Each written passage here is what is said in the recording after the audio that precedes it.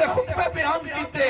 61 سال تو بعد 10 محرم تے دن جمعہ دا نماز ظہر دی تے پھر آج شہید نے قرآن دی عظمت دا خطبہ بیان کیتا اسے لئے تے میرے خواجہ نے جشن نزول قرآن بھی رکھے آئے تے پروگرام ذکر امام علی مقام بھی رکھے آئے اسا عاشقانو ایک دے نہیں بھولنا جڑا پڑھیا قرآن حسین ممتاز کفن تے لکھ چھوڑو ساڈا دین ایمان حسین اللہ کریم آل رسول دا سچا پیار عطا فرمائے اصحاب رسول دی محبت عطا فرمائے